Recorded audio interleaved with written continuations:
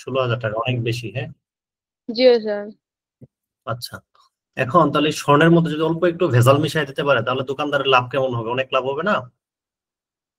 তারপর আমরা যে স্বর্ণটা ব্যবহার করি এই স্বর্ণটা কিন্তু হচ্ছে 100% পিওর স্বর্ণ না। তোমরা স্বর্ণের দোকানে গেলে দেখবা যে বলে 22 ক্যারেটের স্বর্ণ, 21 ক্যারেটের স্বর্ণ। ঠিক আছে, যে 22 ক্যারেট একটা স্বর্ণ মানে কি? স্বর্ণের নরমালি হিসাব করা হয় 24-এ। ধরো 24 ক্যারেট স্বর্ণ মানে এটা হচ্ছে পুরোটাই স্বর্ণ, এটার মধ্যে কোনো ভেজাল কিছু নাই। 22 ক্যারেট স্বর্ণ মানে এখানে হচ্ছে বাকি দুই ভেজাল আছে, 2 ভাগ ভেজাল আছে। 24 ভাগের মধ্যে 2 ভাগ ধরো বা একটা নির্দিষ্ট পরিমাণ ভেজাল আছে আর কি। 21 ক্যারেটে আরো বেশি ভেজাল আছে। এরকম আমরা যে রাসায়নিক বিক্রিয়াগুলি সাধারণত যখন করি, এই বিক্রিয়াগুলিতে আমরা যে বিক্রিয়কগুলি নেই, এই বিক্রিয়কগুলি অনেক সময় বিশুদ্ধ বিক্রিয়ক হয় না। এগুলোর মধ্যে কিছু ভেজাল থাকে বা আনুষঙ্গিক এরকম থাকে। কিন্তু বিক্রিয়া করে শুধুমাত্র যেটুকু বিশুদ্ধ আছে বিশুদ্ধটুকুই, বাকিটুকু কোনো বিক্রিয়া করে না। যেমন তোমাকে বলা হলো, মনে করো তুমি পানি নিছো, কথার কথা যে পানি, অথবা আচ্ছা এই পানিটা কথার কথা বিক্রিয়া করবে ধরো। এখন এই পানির সাথে কিন্তু অন্যান্য উপাদান, দূষিত উপাদান থাকতে পারে বা হচ্ছে অন্য কিছু ভেজাল থাকতে পারে। নর্মালি আমরা বাসা বাড়িতে যে পানি খাই, ধরো টিউবওয়েল থেকে যে পানি তুলি, এই পানির মধ্যে কিন্তু শুধু H2O যে থাকে এরকম না। এই পানির মধ্যে আরো অনেক উপাদান থাকে, জিঙ্ক থাকে, তারপরে হচ্ছে তোমার আয়রন থাকে। হ্যাঁ, পানিতে অনেক সময় তোমার নাম শুনছো আয়রন থাকে, যে এগুলো দরকারি উপাদান, এগুলো পানিতে থাকে ভালো, আমাদের শরীরের জন্য ভালো, শরীরের এই জিনিসগুলো আমাদের লাগে।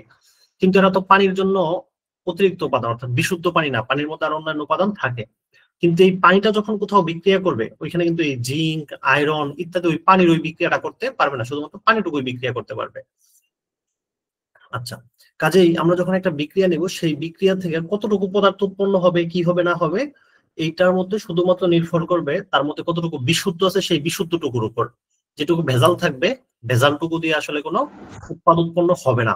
উৎপাদ উৎপন্ন হবে শুধুমাত্র বিশুদ্ধ উপাদান যতটুকু আছে সেই বিশুদ্ধ উপাদানটুকু থেকে। আচ্ছা, আমরা একটু বইটা ফলো করি, বইয়ে কি বলছে একটু দেখি আমরা। রাসায়নিক বিক্রিয়ায় ব্যবহৃত বিক্রিয়কগুলো সবসময় 100% বিশুদ্ধ হয় না। যে বিক্রিয়ক সবচেয়ে বেশি বিশুদ্ধ তাকে এনালার বা এনালার গ্রেড পদার্থ বলে। তাহলে এখানে 1 মার্কের জন্য একটা কোশ্চেন করো, যে বিক্রিয়কটা সবচেয়ে বেশি বিশুদ্ধ তাকে বলা হয় এনালার অথবা এনালার গ্রেড পদার্থ। অর্থাৎ যে পদার্থটা সবচেয়ে বেশি বিশুদ্ধ থাকবে সেটা হবে এনালার গ্রেড বা এনালার পদার্থ। যদি কোনো পদার্থকে 99% বিশুদ্ধ করা যায় এবং এর চেয়ে আর বিশুদ্ধ করা সম্ভব হয় না, তখন 99% বিশুদ্ধ পদার্থই হবে এনালার। এখন মনে করো এটা পদার্থের উপর ডিপেন্ড করে। যেমন ধরো হচ্ছে আমরা যে লোহা ব্যবহার করি, লোহা, লোহা মানে হচ্ছে আয়রন। বাসা বাড়িতে যে আমরা রড যে ব্যবহার করি, এই যে লোহা ব্যবহার করি, এই লোহা মানে বাসা বাড়িতে যে রড নিয়ে আসি, রড কিন্তু 100% আয়রন না, এটার মধ্যে অন্যান্য উপাদান আরো মিশানো অবস্থায় থাকে। এখন দেখা গেল হচ্ছে এই মিশ্রণ থেকে লোহাটাকে আমি আলাদা করতেছি, পৃথক করতেছি, বিশুদ্ধ করতেছি। বিশুদ্ধ করতে করতে দেখলাম 99% পর্যন্ত আমরা বিশুদ্ধ করতে পারছি, এর চেয়ে বেশি আর বিশুদ্ধ করা যাচ্ছে না এই জিনিসটাকে। তাহলে তার সে নিজেই নষ্ট হয়ে যাচ্ছে। তাহলে এই 99% বিশুদ্ধ লোহাটাকে বলা হবে এনালার লোহা।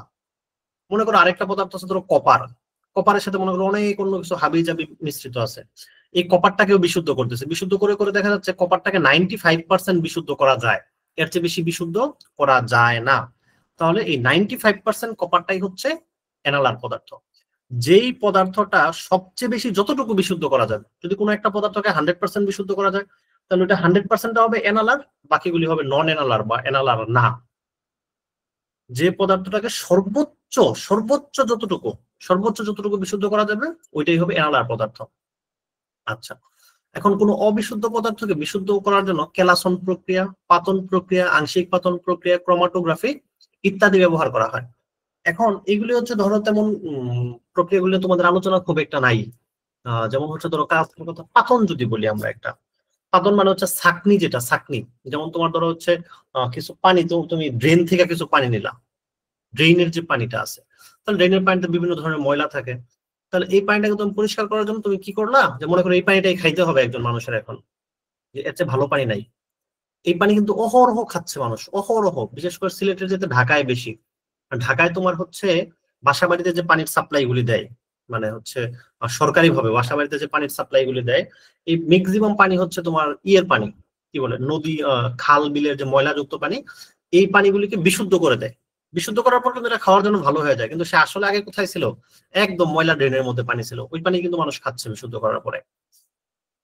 এখন এই বিশুদ্ধ করার জন্য তাহলে প্রথম যে ধাপটা হচ্ছে ধরো সেটা হচ্ছে ছাঁককে, একটা ছাকনা দিয়ে ছাকলো, এই ছাকনা দিয়ে ছাকনাটাকে বলা হয় ওয়ান কাইন্ড অফ ধরো পাতন। তারপর হচ্ছে আংশিক পাতন। আংশিক পাতন মানে হচ্ছে এই অনেক জিনিসের মধ্যে অনেক কিছুর মিশ্রণ থাকে, সেই মিশ্রণটাকে হচ্ছে তাপ দেয়। তাপ দিলে যেমন তুমি ধরো আমরা যে হচ্ছে বাসা বাড়িতে দুধ গরম করি, মনে করো কথার কথা, যে দুধের মধ্যে যদি পানি ভেজাল হিসেবে মিশিয়ে দেয়, তাহলে দুধটাকে গরম করলে একটু বেশি গরম যদি করা হয়, বেশি সময় নিয়ে যদি জাল দেওয়া হয়, দুধটাকে গরম করা হয়, তাহলে ওইখান থেকে কিন্তু হচ্ছে দুধটা তখন আর পাতলা থাকে না, একটু ঘন হয়ে যায়। কেন? কারণ ওইখানে যে পানিটা ছিল ভেজাল পানি, পানিটা হচ্ছে বাষ্প হয়ে চলে গেছে। তুমি চাইলে উপরে একটা ঢাকনা দিয়ে কভার করে বা একটা পাইপের মতো কিছু একটা দিয়ে তুমি সেই পানিটাকে কিন্তু আবার আলাদা করতে পারবা চাইলে। অর্থাৎ এরকম তাপ দিবা, তাপ দেওয়ার ফলে দেখা যাবে হচ্ছে এক একটা পদার্থের স্ফুটনাঙ্ক এক এক রকম, এটার উপর ভিত্তি করে আলাদা আলাদা হয়ে যাবে। এগুলিকে বলা হচ্ছে আংশিক পাতন।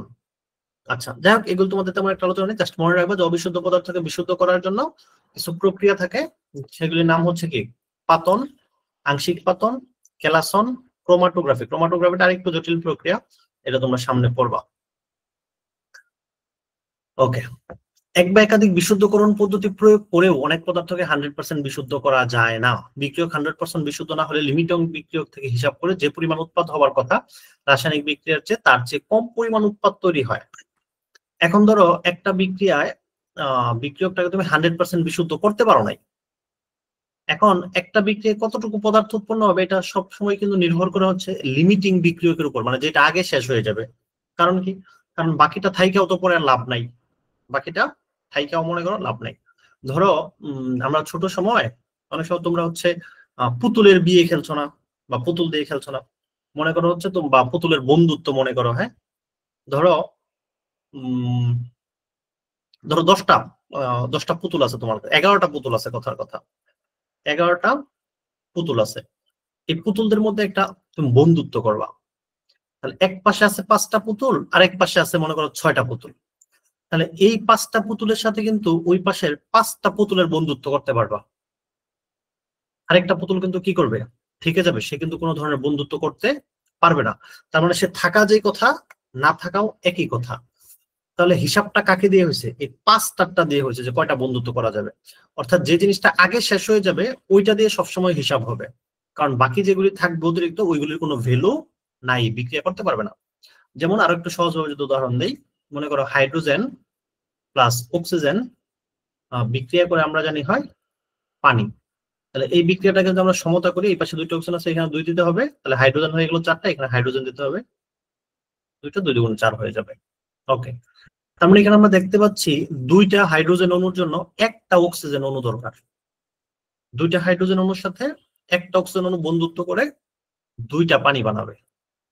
এখন তুমি যদি এখানে 100টা হাইড্রোজেন দিয়ে দাও কথার কথা, আর অক্সিজেন দিলা মাত্র হচ্ছে 10টা, 100টা হাইড্রোজেন দিছো আর অক্সিজেন দিছো হচ্ছে 10টা, তাহলে এই 100টা হাইড্রোজেনের কি আসলে কোনো কাজ আছে কিনা? কারণ একটা অক্সিজেনের জন্য 2টা হাইড্রোজেন দরকার। তাহলে এই যে 10টা অক্সিজেন আছে, এই 10টা অক্সিজেনের জন্য বিক্রিয়া করতে পারবে মাত্র 20টা হাইড্রোজেন। এই 20টা হাইড্রোজেন বিক্রিয়া করার পর তো এই 10টা অক্সিজেন শেষ হয়ে যাবে। 20টা হাইড্রোজেন 10টা অক্সিজেনের সাথে বিক্রিয়া করে 10টা পানি বানায় ফেলবে। তাহলে এই যে বাকি আরো 80টা হাইড্রোজেন থেকে যাবে আমার, এই 80টা হাইড্রোজেনের কিন্তু কোনো লাভ নাই। থাকা যে কথা, না থাকা একই কথা, কারণ বিক্রিয়া করার মতো কাউকে পাচ্ছে না। কাজেই যে হিসাবটা কিন্তু এই 100টা হাইড্রোজেন দিয়ে হচ্ছে না, হিসাবটা হচ্ছে এই অক্সিজেনের উপর। যতটা অক্সিজেন আছে ততগুলি বিক্রিয়া করতে পারবে।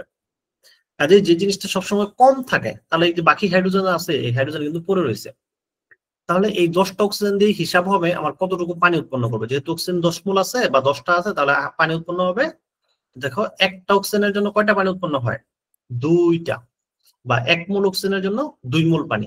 তাহলে এই 10 মোল অক্সিজেনের জন্য 20 মোল পানি উৎপন্ন হবে, হিসাবটা এটা হবে। এখন কথার কথা, এই যে যে অক্সিজেনটা আছে, অক্সিজেনের মধ্যে যে আবার বেজাল থেকে থাকে। বেজাল মানে কি?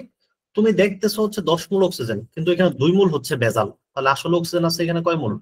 8 মোল। তো তুমি তো হিসাব করতেছো 20 মোল পানি হবে, কিন্তু এখন হচ্ছে তুমি পানি মাইপা দেখতেছো, এটা তো 20 মোল পানি হয় না, পানি হয়েছে 16 মোল। কেন? কারণ ওই যে বাকি যে 2 মোল ভেজাল অক্সিজেন ছিল, এরা তো বিক্রিয়া করতে পারে নাই। যে এই কথাটাই বলছে।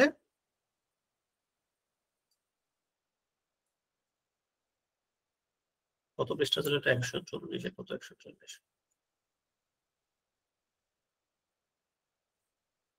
আচ্ছা, এই কথাটাই বলছে হচ্ছে যে বিক্রিয়ক 100% বিশুদ্ধ না হলে লিমিটিং বিক্রিয়ক থেকে হিসাব করে যে পরিমাণ উৎপাদ হওয়ার কথা রাসায়নিক বিক্রিয়া তার চেয়ে কম পরিমাণ উৎপাদ তৈরি হয়।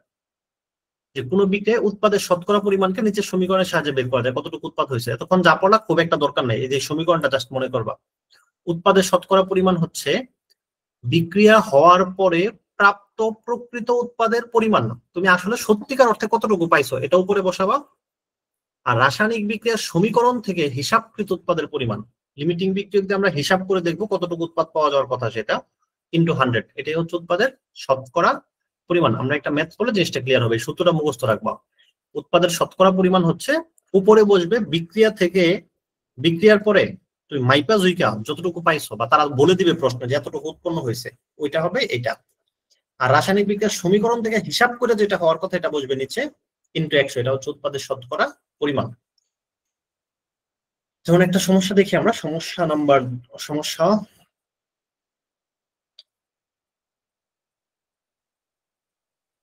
সমস্যা বলছে 2 গ্রাম ম্যাগনেসিয়াম ধাতু প্রয়োজনীয় পরিমাণ অক্সিজেনের সাথে বিক্রিয়া করে, মানে অক্সিজেন যতটুকু লাগবে এতটুকুই দেওয়া যাবে, অক্সিজেন নিয়ে কোনো সমস্যা নাই এখানে, করে 3.25 গ্রাম ম্যাগনেসিয়াম অক্সাইড উৎপন্ন করে। উৎপাদের শতকরা পরিমাণ কত? উৎপাদের শতকরা পরিমাণ কত? তাহলে 2 গ্রাম ম্যাগনেসিয়াম ধাতু প্রয়োজনীয় পরিমাণ অক্সিজেনের সাথে বিক্রিয়া করে 3.25 গ্রাম ম্যাগনেসিয়াম অক্সাইড উৎপন্ন করে। তাহলে ম্যাগনেসিয়াম অক্সাইড সত্যিকার অর্থে কতটুকু উৎপন্ন করছে? 3.25 গ্রাম, মানে প্রশ্নে যেটা সাধারণত দেয়া থাকবে যে এত গ্রাম উৎপন্ন করছে। তাহলে সত্যিকার অর্থে যে পরিমাণটা উৎপন্ন করবে এটাই সমীকরণের উপরে বসবে। তাহলে এখানে 3.25 গ্রাম উৎপন্ন করছে, আসলে সত্যিকার অর্থে 3.25 গ্রাম উৎপন্ন করছে, তাহলে 3.25টা বসবে উপরে ইন্টু 100। আর নিচে কি বসবে?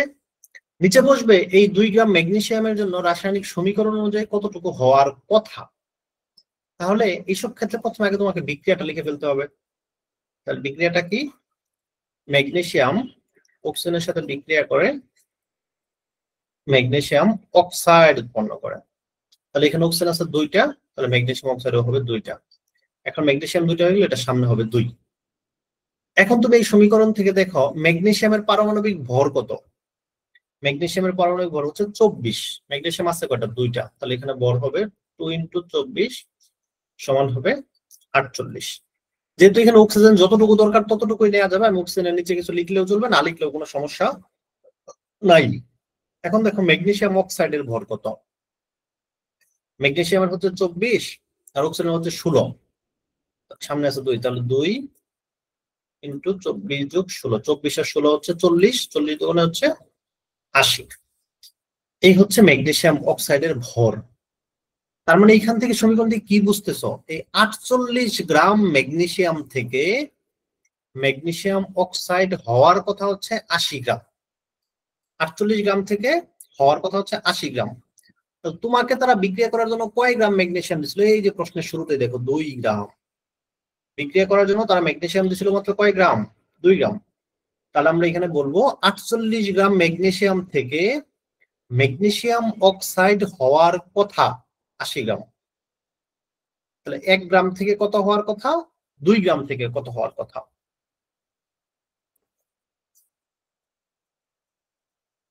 এই যে দেখো এখানে বলছে যে সমাধান সমীকরণ অনুযায়ী 48 গ্রাম ম্যাগনেসিয়াম থেকে উৎপন্ন হয় 80 গ্রাম ম্যাগনেসিয়াম অক্সাইড।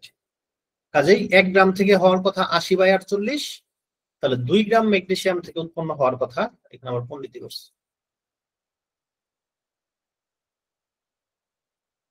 80 × 2 আর কি, মানে বিষয়টা এরকম 48 গ্রাম থেকে হওয়ার কথা হচ্ছে 80 গ্রাম, তাহলে 1 গ্রাম থেকে হওয়ার কথা কত? 80/48, তাহলে 2 গ্রাম থেকে হওয়ার কথা কত? 80 × 2 ভাগ হচ্ছে 48, এরকম আর কি। তাহলে এখানে আছে 80 × 2 ভাগ 24 × 48, 2 লেখস আগে কাটাকাটি করার সুবিধা বোঝানোর জন্য আর কি। যাই হোক, এটা কাটাকাটি করলে পাওয়া যায় 3.33 গ্রাম ম্যাগনেসিয়াম অক্সাইড। মানে এটা হওয়ার কথা ছিল, যদি ম্যাগনেসিয়ামটা 100% পিওর থাকতো, বিশুদ্ধ থাকতো, তাহলে 3.33 গ্রাম ম্যাগনেসিয়াম অক্সাইড হইতো। সমীকরণ অনুযায়ী আমাদের এটা হওয়ার কথা। সমীকরণ অনুযায়ী যেটা হওয়ার কথা, রাসায়নিক বিক্রিয়ার সমীকরণ হতে হিসাবকৃত উৎপাদের পরিমাণ, এই যেটা দেখো, রাসায়নিক বিক্রিয়ার সমীকরণ হতে হিসাবকৃত উৎপাদের পরিমাণ যেটা, সেটা বুঝবে নিচে। সমীকরণ থেকে হিসাব মতো হওয়ার কথা 3.33 গ্রাম। এখান থেকে এটা ভাগ করে যেটা পাবা সেটাই হবে আনসার। তাহলে এটা থেকে এটা ভাগ করো 3.25 97.6%, অর্থাৎ উৎপাদের শতকরা পরিমাণ হচ্ছে 97.6%। আচ্ছা, এখন এখানে একটা আছে, এটা আমরা করি। হ্যাঁ দেখো, তার একটা প্রশ্ন হচ্ছে 80 গ্রাম ক্যালসিয়াম কার্বনেটকে তাপ দিয়ে 39 গ্রাম ক্যালসিয়াম অক্সাইড পাওয়া যায়, উৎপাদের শতকরা পরিমাণ বের করো। ক্যালসিয়ামের পারমাণবিক ভর 40, কার্বনের 12, অক্সিজেনের 16। এই পারমাণবিক ভরগুলি কিন্তু পরীক্ষায় সাধারণত দেয়া থাকবে না, তোমাদের মুখস্থ করতে হবে। যে ক্যালসিয়ামের পারমাণবিক ভর 40, কার্বনের 12, অক্সিজেনের 16, এরকম আরো অনেকগুলি পারমাণবিক ভর, সেগুলো আমরা মুখস্থ করবো। তাহলে এই বিক্রিয়াটা দেখো, এই বিক্রিয়াটা কি বলছে, 80 গ্রাম ক্যালসিয়াম কার্বনেটকে তাপ দিয়ে ক্যালসিয়াম অক্সাইড পাওয়া যায়। তাহলে আমাদের বিক্রিয়াটা কি হবে? বিক্রিয়াটা হবে ক্যালসিয়াম কার্বনেট, এটাকে আমরা তাপ দিব।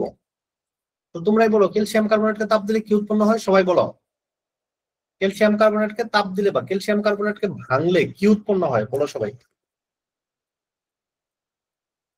আচ্ছা, তোমাদের সবার মাইক্রোফোন কি অফ করেছি? না, আমি তো অফ করি নাই কারোটা, মনে হয় তোমরা অন করতে পারবা চাইলে। মাইক্রোফোন অন করে তোমরা বলো যে ক্যালসিয়াম কার্বনেটকে ভাঙলে বা তাপ দিলে কি উৎপন্ন হয়? আনিশা বলো, আনিশা।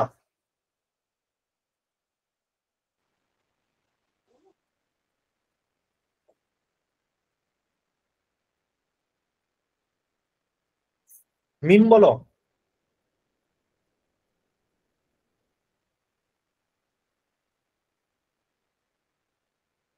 নুরি।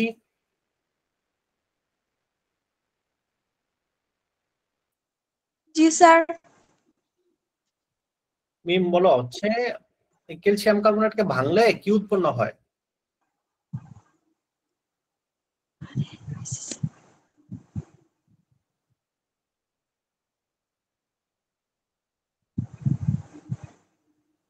মনে নাই? জি না স্যার। স্যার জি না কার্বন ও CO2। দেখো, তোমাদেরকে বলছিলাম এই যে CO3 যেখানে আছে, ক্যালসিয়াম কার্বনেট, যেখানেই ক্যালসিয়াম কার্বনেট থাকবে সেটা ভাঙলে সবসময় কার্বন ডাইঅক্সাইড উৎপন্ন হবে, এটা একদম মুখস্থ বলে দিয়েছিলাম। CO3 বিক্রিয়ার আগে থাকলে বিক্রিয়ার পরে সবসময় একটা CO2 উৎপন্ন হবে, এটা একদম মুখস্থ। তাহলে জি এখানে স্যার। CO3 থেকে যদি CO2 চলে যায় তাহলে এখানে কি থাকে? CH4। তাহলে CO3 থেকে আর CO2 চলে গেছে, সি তো চলেই গেল, O3 জি থেকে O2 চলে গেল, তাহলে আরেকটাও রইলো না? জি জি স্যার। স্যার। ওই একটা অক্সিজেন আর ক্যালসিয়াম, এরা দুটো একসাথে বসবে, ক্যালসিয়াম অক্সাইড। এটা তো যে প্রশ্ন বলেই দিচ্ছে, 39 গ্রাম ক্যালসিয়াম অক্সাইড পাওয়া যায়। বাকি সবাই বুঝছো না? কারো কোনো কনফিউশন আছে? বুঝছি বুঝছি স্যার। স্যার। বুঝছি স্যার। কারো কোনো কনফিউশন থাকলে বলো, আর নাহলে মাইক্রোফোন অফ করে দাও। তাহলে ক্যালসিয়াম কার্বনেটকে যদি আমরা তাপ দিই তাহলে সেখান থেকে উৎপন্ন হচ্ছে ক্যালসিয়াম অক্সাইড প্লাস হচ্ছে কার্বন ডাইঅক্সাইড। এই বিক্রিয়া কিন্তু জানতে হবে, নাহলে তো তোমরা ঝামেলায় পড়ে যাবা। এখন এই বিক্রিয়া অনুযায়ী এখানে কতটুকু ক্যালসিয়াম অক্সাইড উৎপন্ন হওয়ার কথা? ক্যালসিয়ামের পারমাণবিক ভর হচ্ছে 40, যোগ কার্বনের হচ্ছে 12, যোগ 12, অক্সিজেন হচ্ছে 16, অক্সিজেন আছে 3টা, তাহলে 3 16 48। তাহলে সবগুলো যোগ করে কত হয়? 40 আর 12 52, 52 আর 40 হচ্ছে 100। তাহলে ক্যালসিয়াম কার্বনেটের আণবিক ভর হচ্ছে 100। এখন ক্যালসিয়াম অক্সাইডের কত? ক্যালসিয়ামের তো হচ্ছে 40 প্লাস অক্সিজেন হচ্ছে 16, তাহলে হলো 56। এখন এই বিক্রিয়া থেকে আমরা বলি যে 100 গ্রাম ক্যালসিয়াম কার্বনেট থেকে ক্যালসিয়াম অক্সাইড হবে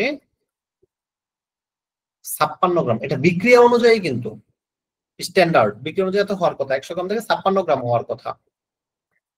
তাহলে 1 গ্রাম ক্যালসিয়াম কার্বনেট থেকে ক্যালসিয়াম অক্সাইড হবে 56/100।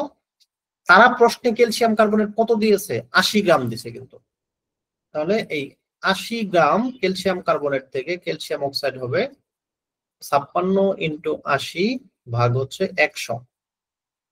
তাহলে ভাগ করলে দাঁড়ায়, এটা ভাগ করো, ক্যালকুলেটর দিয়ে ভাগ করো সবাই। 448/12 স্যার। কত? সরি 44.8। এটা হয় তাহলে 44.8 গ্রাম। তাহলে বিক্রিয়া অনুযায়ী কিন্তু একটু হওয়ার কথা। এখন শতকরা পরিমাণটা কি? শতকরা পরিমাণটা হচ্ছে সত্যিকার অর্থে যতটুকু হয়েছে। প্রশ্নে তারা বলে দিছে কত গ্রাম ক্যালসিয়াম অক্সাইড উৎপন্ন হয়?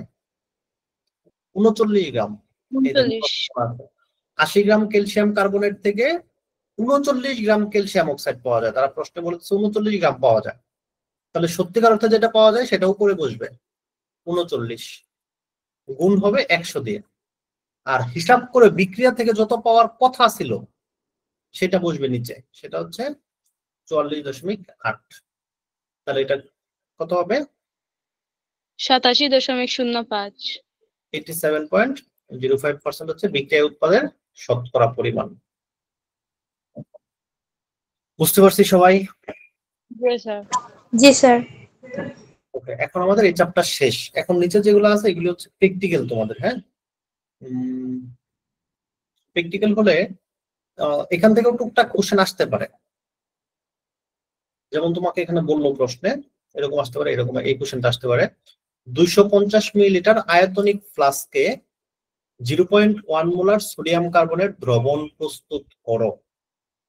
তাহলে 0.1 মোলার সোডিয়াম কার্বনেট দ্রবণ প্রস্তুত করার জন্য আমার কি করতে হবে, বা দ্রবণ প্রস্তুত করতে, বা আমি একটু যদি লিখি দ্রবণ প্রস্তুতিতে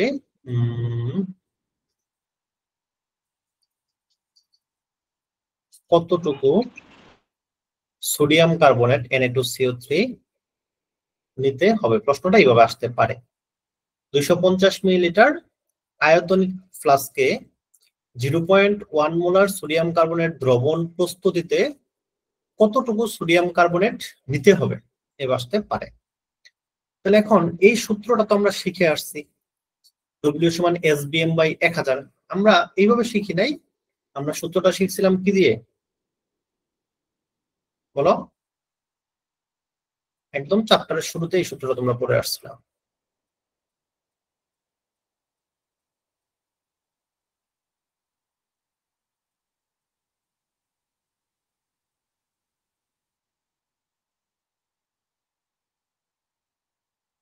আচ্ছা, না এইভাবে তো শিখছিলাম সরাসরি।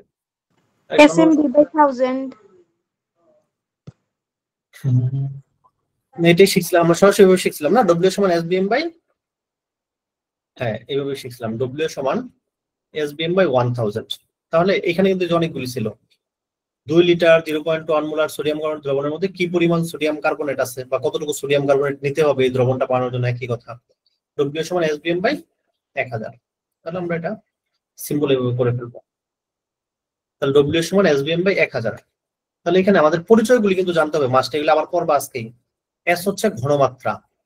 তোমাকে বলছে 0.1 মোলার সোডিয়াম কার্বনেট দ্রবণ, তাহলে S এর মান হবে এখানে 0.1 মোলার। বি হচ্ছে মিলিলিটারে আয়তন, আয়তনটা লিটারেও দেয়া থাকতে পারে। লিটারে দেয়া থাকলে তোমরা ওইটাকে মিলিলিটারে বানায় নিবা। কত মিলিলিটার বলছে? 250 মিলিলিটার। তাহলে ভি ইকুয়াল হবে 250 মিলিলিটার। তাহলে এস গেল, ভি গেল। আর SVM, এম হচ্ছে আণবিক ভর। সোডিয়াম কার্বনেটের আণবিক ভর কত? সোডিয়ামের পারমাণবিক ভর হচ্ছে 23। সোডিয়ামের ভর হচ্ছে 23। এখানে সোডিয়াম আছে হচ্ছে 2টা, Na2 যেহেতু। তাহলে 23 গুণ 2 বা 23 গুণ 46 যোগ কার্বন হচ্ছে 12, অক্সিজেন হচ্ছে 16, অক্সিজেন আছে 3টা, তাহলে 16 গুণ 3। তাহলে হচ্ছে আগে গুণের কাজ করতে হবে। 23 দুগুণে 46 যোগ 12 যোগ 3 16 48। তাহলে এটাকে যোগ করে যা আসবে এটা কত হয়? 106। আর W = পার্ট W, ওটা জানতে চাইছে, আমরা এটা করে ফেলবো শেষ। তাহলে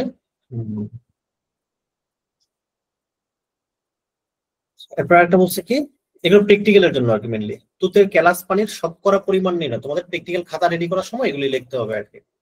তুতের কেলাস পানির শতকরা পরিমাণ নির্ণয়। তাহলে তুতের কেলাস পানির শতকরা পরিমাণটা কিভাবে নির্ণয় করব? তাহলে প্রথমে এখানে একটা সঙ্গী শিখবা। তুতের রাসায়নিক নাম হচ্ছে ব্লু ভিট্রিয়ল, এটা মুখস্থ করবা। তুতের রাসায়নিক নাম ব্লু ভিট্রিয়ল। ব্লু ভিট্রিয়ল কাকে বলা হয়? তুতেকে। এটা খুব বেশি পরিমাণ আসে অবজেক্টিভে, প্রায় প্রতি পরীক্ষাতে আসে। তুতের রাসায়নিক নাম হচ্ছে ব্লু ভিট্রিয়ল বা পেন্টাহাইড্রেট কপার সালফেট। আচ্ছা, পেন্টাহাইড্রেট কপার সালফেট। তুতেটা মেইনলি হচ্ছে এই কপার সালফেটটা হচ্ছে তুতে, বুঝছো?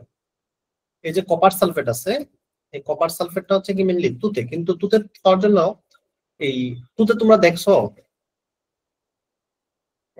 এটা হচ্ছে দোকানে পাওয়া যায়, তোমাদের নরমাল যে মুদির দোকানে গুলি আছে এখানে গেলে পাওয়া যায়, আর জিজ্ঞেস করলে তুতে পাওয়া যাবে। তুতে কি স্যার? তুতেটাকে এখন যে কিভাবে বোঝাই জিনিসটা,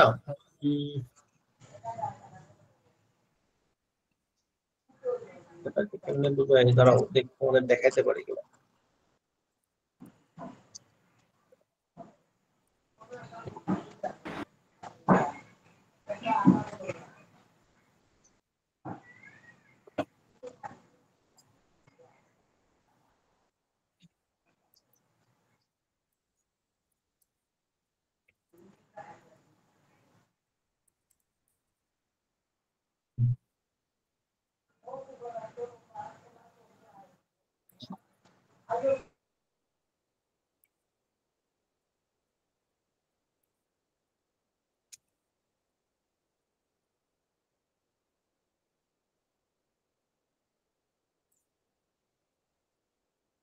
তুতেটাকে কেমনে বোঝাই, কেমনে বোঝাই?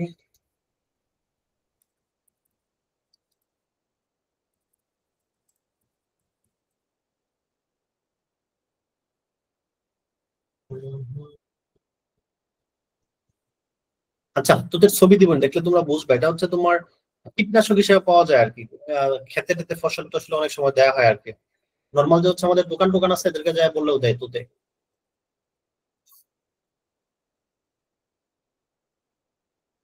তুতের বাংলা জিনিসটা যে কি জানি, এটা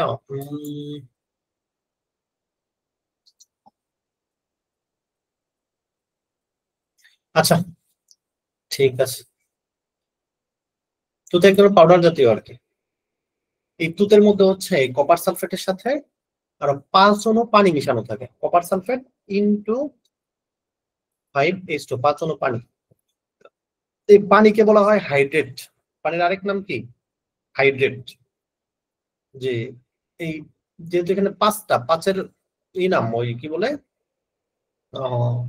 কেমিস্ট্রির ভাষায়, 1 হচ্ছে মোনো, 2 হচ্ছে ডাই, 3 হচ্ছে ট্রাই, 4 হচ্ছে টেট্রা, 5 হচ্ছে পেন্টা। ঠিক আছে, মানে কেমিস্ট্রির ভাষায় 5 কে বলা হয় কি? পেন্টা। যেহেতু এখানে 5টা পানি আছে এই জন্য এটাকে বলা হয় 5টা হাইড্রেট বা পেন্টা হাইড্রেট। এটা হচ্ছে, এটুকুর নাম হচ্ছে পেন্টা হাইড্রেট, আর এই বাম পাশে এটুকুর নাম হচ্ছে কপার সালফেট। এই পুরোটাকে একসাথে বলা হয় পেন্টা হাইড্রেট কপার সালফেট। আগে এটুকু বলা হয়, আগে পেন্টা হাইড্রেটটা বলা হয়। এটা হচ্ছে অতিরিক্ত। কেমিস্ট্রিতে সবসময় অতিরিক্ত জিনিসকে আগে বলে, এটা আমরা জৈব রসায়ন পড়লে তখন দেখবা। আর অতিরিক্ত জিনিসকে সবসময় আগে বলে penta hydrate copper sir sulphate. বইয়ে তো স্যার কপার সালফেট পেন্টাহাইড্রেট দেওয়া কোথায়? আমাদের বইয়ে। কপার সালফেট পেন্টাহাইড্রেট বলতে পারো, তবে সাধারণত হচ্ছে অতিরিক্ত জিনিসটাকে আগে বলা হয়। পেন্টাহাইড্রেট কপার সালফেট বা কপার সালফেট পেন্টাহাইড্রেট একই কথা, সমস্যা নেই, দুইটাই হবে। হ্যাঁ, তবে তোমাদের বইয়ে যেটা আছে তোমরা ওইটাই ফলো করবা। বুঝছি স্যার। আচ্ছা, এই কপার সালফেট পেন্টাহাইড্রেট বা পেন্টাহাইড্রেট কপার সালফেটের সংকেত পাইলে কপার সালফেট 5 অণু পানি, এটাও আসবে। তুতের রাসায়নিক সংকেত কি? তাহলে কপার সালফেট ইনটু 5 অণু পানি। শুধু কপার সালফেট দিলে কিন্তু কাটা যাবে। ঠিক আছে, এই তুতেটা দেখতে হচ্ছে নীল বর্ণ। এই তুতেটা কপার সালফেট ইনটু 5 অণু পানি দেখতে কেমন? বর্ণ হচ্ছে নীল। এটাকে তুমি যদি তাপ দাও তাহলে এখান থেকে পানিটা বাষ্প হয়ে চলে যাবে। বাষ্প হয়ে চলে গেলে তখন থাকবে শুধুমাত্র কপার সালফেট। এই কপার সালফেটের বর্ণ হচ্ছে আবার সাদা। তাহলে একটা সাদা জিনিস আর একটা নীল জিনিস নিশ্চয়ই তো একরকম না বা এক জিনিস না। কাজে তুতের সংকেত আসলে কপার সালফেটের সাথে 5 অণু পানি লিখতে হবে। যাই হোক, কপার সালফেটও 5 অণু পানির সমন্বয়ে তুতে গঠিত। এটি খাবার লবণ সোডিয়াম ক্লোরাইডের মতো কেলাস আকৃতির দানাদার পদার্থ। খাবার লবণটা যেমন দানা দানা, তুতেটাও দেখতে দানা দানা। খাবার লবণের বর্ণ সাদা, তুতের বর্ণ হচ্ছে নীল। তুতের মধ্যে 5 অণু পানি থাকে, তুতেকে উত্তপ্ত করলে ওই 5 অণু পানি বাষ্প হয়ে উড়ে যায়, তখন তুতের মধ্যে কোনো পানি থাকে না এবং তুতের বর্ণ সাদা হয়ে যায়। এই 5 অণু পানিকে বলা হয় কেলাস পানি। কি পানি? কেলাস পানি। আচ্ছা, এখন এটা আমাদের তো আর দরকার নাই, কি বলে, আমাদের তো আর হচ্ছে প্র্যাকটিক্যালের জন্য মুখস্থ করা দরকার নাই। হ্যাঁ, এখন তুতের কেলাস পানি শতকরা পরিমাণটা আমরা কেমনে নির্ণয় করবো, জাস্ট খালি এটাই আমরা দেখবো এখানে। এখন এটাও এখানে পাবো না। কেন পারবো না? কারণ হচ্ছে তারা তো এখানে বলে দেয় নাই কতটুকু থেকে হবে। যখন প্র্যাকটিক্যাল করবে তখন প্র্যাকটিক্যালে তারা ধরে নিছে যে মনে করি এটা সি গ্রাম ছিল, এটা বি গ্রাম ছিল, এরকম ধরে ধরে পরে শেষে এইভাবে হিসাব করছে আর কি। এখন আমাদের যদি পরীক্ষা আসে তাহলে আমাদের নিশ্চিত একটা মান দেয়া থাকবে। কিরকম মান দেয়া থাকবে?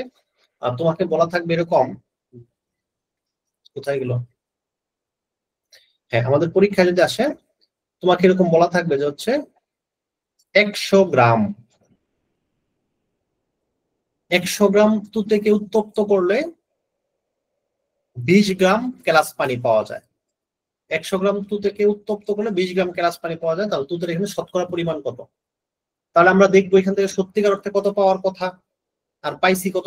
তাদের হিসাব অনুযায়ী পাইছি 20 গ্রাম। তাহলে তাদের হিসাব সত্যিকার অর্থে যেটা পাওয়ার কথা সেটা উপরে বসাবো, আর সরি নিচে বসাবো, আর তাদের হিসাব অনুযায়ী যেটা পাইছি সেটা উপরে বসাবো, 100 দিয়ে গুণ করে দেবো, পেয়ে যাবো। যাক, এগুলো আমরা সৃজনশীল প্র্যাকটিস করার সময় এগুলো থেকে কোশ্চেন পাবো আমরা। তাহলে আমরা এখানে একটা সৃজনশীল কোশ্চেন দেখি। দুইটা কোশ্চেন আছে। 1 নম্বর কোশ্চেন হচ্ছে মোল কাকে বলে? মোলের সংজ্ঞাটা পড়বা তোমরা। মোলের সংজ্ঞা কি ছিল? একদম চ্যাপ্টারের শুরুতেই পড়ছিলাম, কার কার মনে আছে বলো তো? মোল কাকে বলে?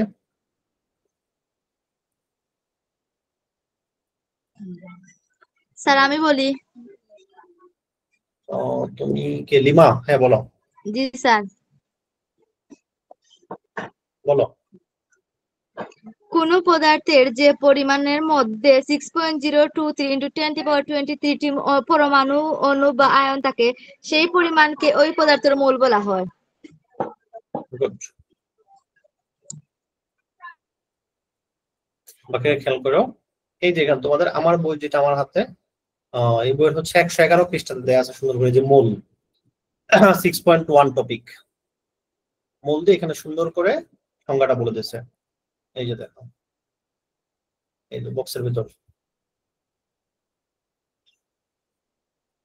কোন পদার্থের যে পরিমাণের মধ্যে 6.02 × 10⁻23 পরমাণু অণু বা আয়ন থাকে সেই পরিমাণকে ওই পদার্থের মোল বলা হয়। যেমন 12 গ্রাম কার্বনের মধ্যে 6.02 × 10⁻23 পরমাণু থাকে, তাহলে 12 গ্রাম কার্বন মানে হচ্ছে 1 মোল কার্বন। 12 গ্রাম কার্বন মানে হচ্ছে 1 মোল কার্বন। 2 নম্বর কোশ্চেন হচ্ছে স্থূল সংকেত ও আণবিক সংকেত বলতে কি বুঝো? এটাও আমরা পড়ছি, তাই না?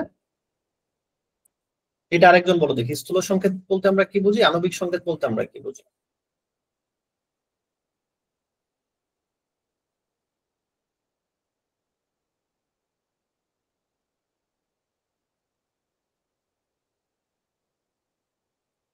কি বলবা?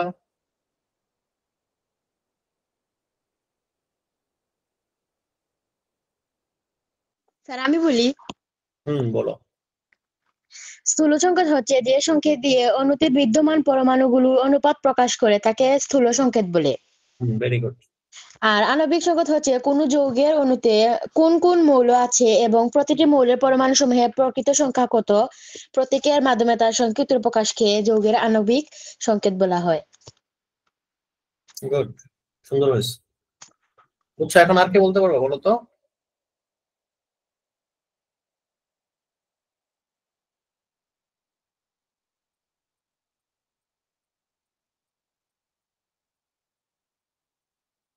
আর কে বলবা?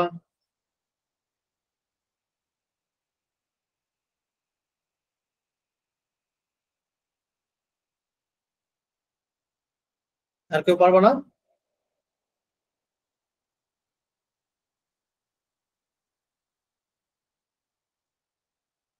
তোমার কি বাকিরা ক্লাসে নাই?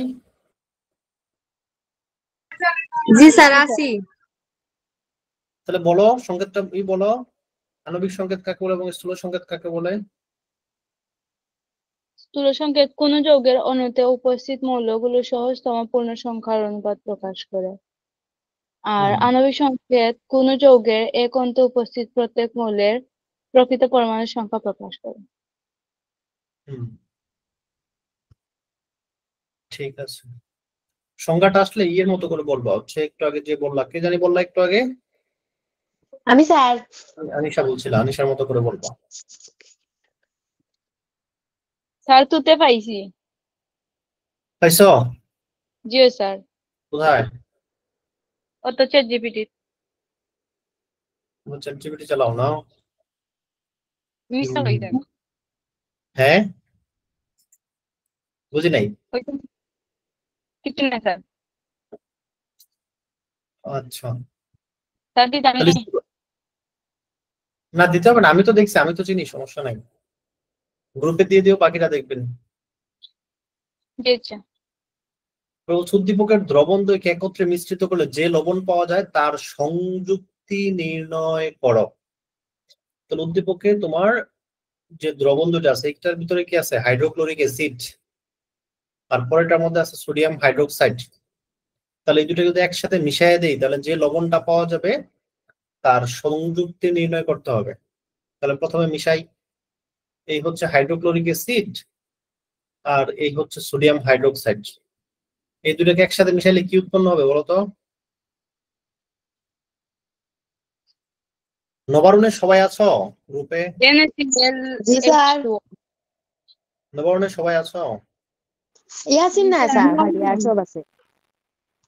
তোমাদের এই দুই স্কুল মিলে সায়েন্সে একজন ছেলে আছো না? জি। আচ্ছা, ইয়াসিন নাই না? ঠিক আছে, আচ্ছা। তাহলে দেখো, হাইড্রোক্লোরিক অ্যাসিডের সাথে সোডিয়াম হাইড্রোক্সাইড যদি মিক্স করি তাহলে কি উৎপন্ন হবে? NaCl plus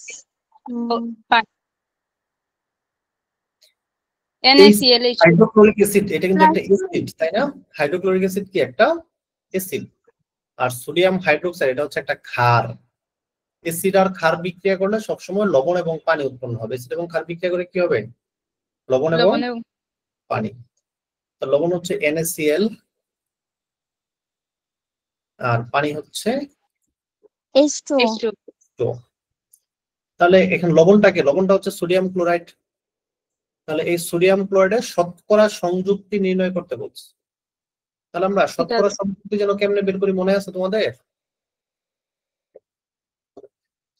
জি স্যার, আবার হই শুনছি না। এই যে সোডিয়াম ক্লোরাইডটা আছে, এটা শতকরা সংযুক্তি বের করতে বলছে। শতকরা সংযুক্তি বের করার নিয়ম মনে আছে? জি স্যার। জি স্যার। কিভাবে বের করি? পারমু স্যার। পারবা? জি জি। ওকে, এখান থেকে একটু দেখো, এই যে যেমন এখানে বলছিল অ্যালুমিনিয়াম সালফেট Al2SO4 যোগে অ্যালুমিনিয়াম সালফার এবং অক্সিজেনের শতকরা সংযুক্তি বের করো। তাহলে শতকরা সংযুক্তি বের করার জন্য প্রথমে এই যে যৌগটা আছে অ্যালুমিনিয়াম সালফেট, এই যৌগের সম্পূর্ণ ভরটা বের করছিলাম আমরা।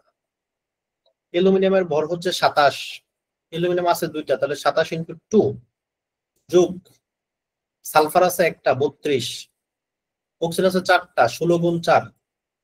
এই সালফেট SO4 এই পুরাটার নিচে আছে আবার 3, মানে পুরাটাই আবার 3 দিয়ে গুণ হবে। তাহলে এই ব্র্যাকেট দিয়ে এটাকে আবার 3 দিয়ে গুণ করলাম, সব মিলে পেলাম 342।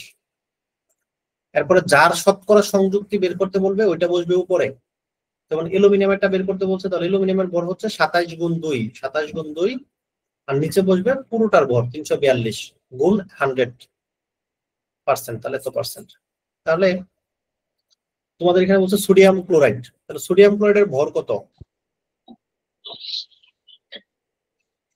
কেউ না বুঝলে বলো কিন্তু। সোডিয়াম ক্লোরাইডের ভর কত? সোডিয়াম হচ্ছে 23 আর ক্লোরিন হচ্ছে, আচ্ছা ওটা তো আগে করতে হবে, সমতা লাগবে না। 23 আর ক্লোরিন হচ্ছে 35.5।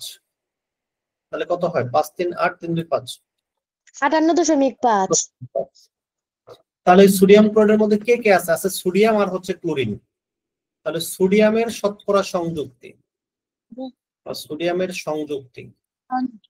সংযুক্তি বের করার সময় উপরে বলবে সোডিয়ামের ভর। সোডিয়ামের ভর হচ্ছে 23, আর নিচে বসবে মোট ভর। মোট ভর হচ্ছে 58.5 ইন্টু 100%। পার্সেন্ট চিহ্ন দিবা। ক্লোরিনের শতকরা সংযুক্তি, উপরে বসবে ক্লোরিনের ভর 35.5, নিচে বসবে মোট ভর 58.5 ইন্টু 100%, যা আসে আর কি ক্যালকুলেশন করে। বুঝছি না সবাই? Yes, sir. জিও স্যার বুঝছি। ওকে, পরে বলছে উদ্দীপকের দ্রবণ দুটির মোলারিটি সমান হবে কিনা তার যুক্তি দাও। তার মানে উদ্দীপকের যে দুটা দ্রবণ আছে এই দুটা দ্রবণের ঘনমাত্রা সমান হবে কিনা, মোলারিটিটা সমান হবে কিনা এটা যুক্তি দাও। তাহলে আমরা দুইটার মোলারিটি বের করে ফেলবো। তাহলে এটার মোলারিটি বের করতে পারবা তোমরা? জি স্যার পারমু। Yes, sir. চেষ্টা করলে পারবো জিও না। স্যার। কেমনে কেমনে দেখো, ওই সূত্র দিয়ে করে ফেলবা। ডব্লিউ সমান কি জানি আমরা?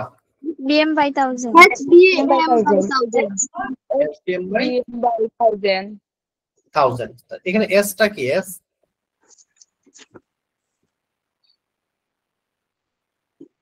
এখানে এস কি? মোলারিটি বা ঘনমাত্রা যেটা, ঠিক আছে? তাহলে এখানে মোলারিটি বের করতে বলতে আমি এস বের করব। তাহলে এস সমান কি হবে? 1000 ডব্লিউ জি তাহলে আমি দুইটারই ঘনমাত্রা বের করব। তাহলে একটা নাম দিব S1, এটাকে বের করব S1 দিয়ে। তাহলে 1000 দিলাম, 1000 ডব্লিউ। ডব্লিউ এখানে কয় গ্রাম দেয়া আছে? ভর 4 গ্রাম। 4 গ্রাম। তাহলে এটা আমি 4 দিলাম বাই ভিএম। ভি হচ্ছে আয়তন, 100 মিলিলিটার। এম কত? হাইড্রোক্লোরিক অ্যাসিডের আণবিক ভর কত? হাইড্রোজেনের হচ্ছে 1 আর ক্লোরিনের হচ্ছে 35.5। মোট কত হলো তাহলে? 35.5 এত মোল পার লিটার বা মোলার। তাহলে আমরা এটা ক্যালকুলেশন করলে পাবো না, 1 দশমিক সামথিং আসবে। আর এটার ঘনমাত্রা বের করবো আমরা হচ্ছে S2 দিয়ে। 1000 ডব্লিউ, এটাও আছে 4 গ্রাম। 1000 ইন্টু 4 ভাগ কি ভিএম। ভি হচ্ছে আয়তন, আয়তন হচ্ছে এটার 100 মিলিলিটার, ওইটার সমানই। এম হচ্ছে আণবিক ভর। সোডিয়াম হাইড্রোক্সাইডের আণবিক ভর কত? সোডিয়ামের 23, অক্সিজেনের 16, হাইড্রোজেনের 1। তাহলে যোগ করলে হবে 40 ভাগ 40। তাহলে এখান থেকে যা আসে এটা আসবে 1, 100 থাকলে 1, 10, 40, 40 সামথিং আর কি, একের চেয়ে একটু বড় হবে এটা। তাহলে আমরা বলবো যে দুইটার ঘনমাত্রা সমান হবে না বা মোলারিটি সমান হবে না। হাইড্রোক্লোরিক অ্যাসিডের মোলারিটি একটু বেশি হবে, সোডিয়াম হাইড্রোক্সাইডের একটু কম হবে। বুঝতে সমস্যা আছে কারো? জি না স্যার। হ্যাঁ স্যার বুঝছি। এই 2 নাম্বারটা তোমরা বাসায় করবে। 2 নাম্বারটা বাসায় করবা। জি স্যার।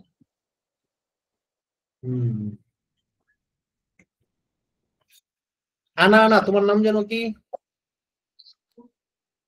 পারবিন। পারবেন স্যার। আনা, পারবিন? জি ওই। পারবিন বলো। 1 নাম্বার অবজেক্টিভটা বলো। 1 নাম্বার অবজেক্টিভটা বলো। পারবিন মাইক অন করো। মাইক অন করে 1 নাম্বার অবজেক্টিভটা বলো।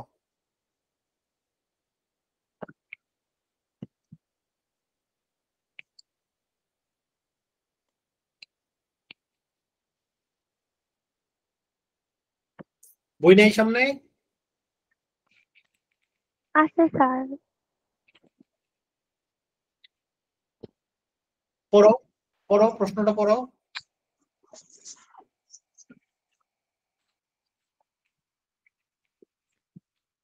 প্রমাণ অবস্থায় 2 গ্রাম হাইড্রোজেন গ্যাসের আয়তন কত? স্যার কো। আচ্ছা, আনসার কোনটা হতে পারে বলতে পারবা? বা কেমনে ক। করব? ও কিভাবে বুঝলাম? 22.4 হবে। খেয়াল করো, হাইড্রোজেনের সংকেত কি? H2 H2 তাহলে H2 মানে হাইড্রোজেন আছে দুইটা, একটা হাইড্রোজেনের বড় 1, দুইটার বড় হচ্ছে 2, তাহলে হাইড্রোজেন আণবিক ভর হচ্ছে 2 গ্রাম। 2 গ্রাম মানে হচ্ছে 1 মোল। যে কোনো পদার্থের আণবিক ভর যতটুকু কতটুকুই মানে 1 মোল। পারবেন ভালো করে বুঝো, 2 গ্রাম হাইড্রোজেন মানে হচ্ছে 1 মোল। আর 1 মোল যে কোনো পদার্থ প্রমাণ অবস্থায় 22.4 লিটার আয়তন দখল করে। 1 মোল মানেই হচ্ছে প্রমাণ অবস্থায় 22.4 লিটার। তাহলে যেহেতু এখানে 2 গ্রাম হাইড্রোজেন বলছে, তাহলে সে দখল করবে হচ্ছে 22.4 লিটার। কি পড়লেন? হ্যাঁ, নিচের কোনটি ক্যালসিয়াম ফসফেটের সংকেত? ক্যালসিয়াম ফসফেট কোনটা? স্যার গহ নাম্বারটা হবে না গহ স্যার। স্যার। গহ নাম্বারটা PO4 ফরহাদ তামজিদ, এটা কার আইডি? জেসি। জেসি স্যার। জেসি বলো। কোনটা বলবো স্যার? কোনটা কোশ্চেন করছি স্যার? 2 2 নম্বর নাম্বারটা। এমসিকিউর আনসারটা বলো। 2 ক্যালসিয়াম নাম্বার ফসফেটের সংকেত কোনটা? বড় গ হবে স্যার। হ্যাঁ, বড় গ হবে। 4 নাম্বার। জি। বাকিরা কি একমত? জিও স্যার। জি স্যার। তোমরা কি আবার চ্যাট জিপিটি দেখতেছো নাকি? জি না স্যার আমরা এতক্ষণ তো তোমরা 3 নাম্বারটা। ক্যালসিয়াম ফসফেট কেন? ক্যালসিয়ামের যোজনী কত? 2 ক্যালসিয়ামের যোজনী 2 আর ফসফেট 3, একটার যোজনী আরেকটাতে গিয়ে বসবে, তাই না? জি ঠিক আছে। আচ্ছা, এখন বলবো হচ্ছে সাইদ হাসান কার আইডি? স্যার আমার তোমার তোমার তো কার আমি তো চিনি না, নাম বলতে হবে। আমার স্যার বললে তো হচ্ছে জুতি। সবার কণ্ঠ তো আমার কাছে একরকমই লাগে। আচ্ছা, জুতি না জুথি? জুথি মনে হয় না? জুতি। আচ্ছা, জুতি জুতি বলো 5 গ্রাম হাইড্রোজেন গ্যাসকে 75 গ্রাম ক্লোরিন গ্যাসের সাথে চালনা করা হলো। বুঝো ভালো করে, হাইড্রোজেন গ্যাসকে চালাইছে হচ্ছে ক্লোরিন গ্যাসের সাথে। বিষয়টা হচ্ছে এরকম, মানে হাইড্রোজেন আর ক্লোরিন বিক্রিয়া করবে। তাহলে দুটো বিক্রিয়া করলে কি উৎপন্ন হবে? Hydrochloric acid. হাইড্রোজেন আর ক্লোরিন বিক্রিয়া করা হবে হাইড্রোক্লোরিক অ্যাসিড। যেহেতু দুটো আছে সামনে 2 দিতে হবে। ওকে, এখন বলছে উদ্দীপকে ব্যবহৃত ক্লোরিন পরমাণুর সংখ্যা কত? কয়টা ক্লোরিন পরমাণু আছে? বের করতে পারবা কয়টা ক্লোরিন পরমাণু আছে? এটা বের করবো আমরা। হ্যাঁ, পারমো স্যার। কয়টা? স্যার ইন উত্তর হবে 1.27 আপনারা দিয়ে নিতে into আমি 10 ইয়ে to the power 24 জ্যোতিরে জিজ্ঞেস করছি, আপনাদেরকে না তো। ভালো করে বুঝেন, তারপর আপনাদের আনসার মনে হয় ভুল হয়েছে। ক্লোরিনের ভর কত? ক্লোরিনের ভর কত? ভর 35 না 5। তাহলে এটাকে 2 দিয়ে গুণ করলে কত হবে? 71। 71। যেহেতু এখানে ক্লোরিনের পরমাণু চাইছে, পরমাণু, তার মানে 35.5 গ্রামেই হচ্ছে 1 মোল, তাই না? জি স্যার। 5 গ্রামে থাকবে হচ্ছে অ্যাভোগাড্রো সংখ্যা 6.02 into 10 to the power 23 গুলি। 1 গ্রামে কয়টা থাকবে? 75 গ্রামে কয়টা থাকবে বের করে ফেলবো, শেষ। ওকে, পরে বলছে উদ্দীপকের বিক্রিয়ায় অবশিষ্ট থাকে কে? তাহলে এই দুটার মধ্যে লিমিটিং বিক্রিয়ক কে? সবসময় লিমিটিং বিক্রিয়কটা শেষ হয়ে যাবে, বাকিগুলি অবশিষ্ট থাকবে। লিমিটিং বিক্রিয়কটা শেষ হয়ে যাবে, অন্যটা অবশিষ্ট থাকবে। তাহলে এই বিক্রিয়ায় লিমিটিং বিক্রিয়ক কে সেটা আমাকে দেখতে হবে। তার লিমিটিং বিক্রিয়কটা কে? হাইড্রোজেন। লিমিটিং বিক্রিয়ক হাইড্রোজেন স্যার। হাইড্রোজেন না? আচ্ছা আমরা দেখি তাহলে এখান থেকে হচ্ছে হাইড্রোজেনের ভর হচ্ছে 2 আর ক্লোরিনের ভর হচ্ছে 70-71। তাহলে 2 গ্রাম হাইড্রোজেনের জন্য 71 গ্রাম ক্লোরিন লাগবে, তাই না? জি হয়। আচ্ছা, তার মানে হাইড্রোজেন আছে 5 গ্রাম, তাহলে 5 গ্রামের জন্য 71 এর চেয়ে অনেক বেশি লাগবে, মানে 75 এর চেয়ে অনেক বেশি লাগবে। তার মানে হচ্ছে ক্লোরিনটা আগে শেষ হয়ে যাবে। আগে কে শেষ হবে? ক্লোরিন। ক্লোরিন। ক্লোরিন। ক্লোরিন। তাহলে ক্লোরিন হচ্ছে লিমিটিং বিক্রিয়ক এখানে। বুঝছো না বুঝো নাই? বুঝছি স্যার। বুঝছি স্যার। বুঝছি না স্যার। দেখো এখানে ক্লোরিন 2 গ্রাম হাইড্রোজেন কতটুকু ক্লোরিনের সাথে বিক্রিয়া করে? 71 গ্রামের সাথে। এই যে রাসায়নিক বিক্রিয়া থেকে দেখো হাইড্রোজেন আণবিক ভর হচ্ছে 2 আর ক্লোরিনের আণবিক ভর হচ্ছে 71। তার মানে 2 গ্রাম হাইড্রোজেন বিক্রিয়া করতে পারে 71 গ্রাম ক্লোরিনের সাথে। তাহলে 5 গ্রাম হাইড্রোজেন বিক্রিয়া করতে পারবে কতটুকুর সাথে? 71 × 5 ভাগ 2। এটা কত হয় দেখো তো? 177.5। 177.5 গ্রাম। তাহলে এই 5 গ্রাম হাইড্রোজেন যদি বিক্রিয়া করতে চায় তাহলে 177.5 গ্রাম ক্লোরিন লাগবে। তোমার কি 177.5 গ্রাম ক্লোরিন আছে? জি না। নাই। তোমার আছে মাত্র। তাহলে 75 গ্রামের সাথে 2 গ্রামের সামান্য একটু বেশি হাইড্রোজেন বিক্রিয়া করবে। বিক্রিয়া করে এই ক্লোরিন শেষ হয়ে যাবে, তারপরে বাকি হাইড্রোজেন থেকে যাবে।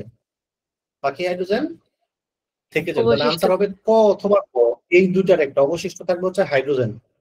এখন বলছে কত মোল অবশিষ্ট থাকবে। এখন দেখো এটা তুমি ম্যাথ করেও বের করতে পারো অথবা মুখে মুখে একটু চিন্তা করে বের করতে পারো। তাহলে 75 গ্রামের জন্য হাইড্রোজেন তো কতটুকু চলে যাবে? দেখো 71 গ্রামের জন্য যায় 2 গ্রাম। 71 গ্রামের জন্য কত? 2 গ্রাম। 2 গ্রাম। 75 গ্রামের জন্য যাবে 2 এর চেয়ে সামান্য একটু বেশি। আমরা আমাদের হিসাবের সুবিধার্থে 2 গ্রামই ধরে নিলাম। তাহলে হাইড্রোজেন আরো কয় গ্রাম থাকবে? 3 গ্রাম বা 3 গ্রামের কাছাকাছি। 3 গ্রাম। 3 গ্রাম হাইড্রোজেনে কয় মোল হয়? মানে 3 গ্রামের চেয়ে তো বেশি থাকবে না, 3 গ্রামের চেয়ে একটু কমই থাকবে। বেশি কি থাকবে? জি না। না, 3 গ্রামের চেয়ে একটু কম থাকবে। তাহলে 3 গ্রামে হয় 2 গ্রামে 1 মোল, তাহলে 3/2 মানে হচ্ছে সবচেয়ে বেশি থাকলে 1.5 মোল থাকবে, এর চেয়ে বেশি থাকতে পারবে না। তাহলে এখানে আনসার হবে 1.44 মোল। এটা একভাবে হিসাব করে করতাম তাহলে 1.44 আনসার আসতো। প্রমাণ অবস্থায় 17 গ্রাম অ্যামোনিয়া গ্যাসের আয়তন কত? অ্যামোনিয়া NH3 নাকি? হ্যাঁ আমি কই ওকা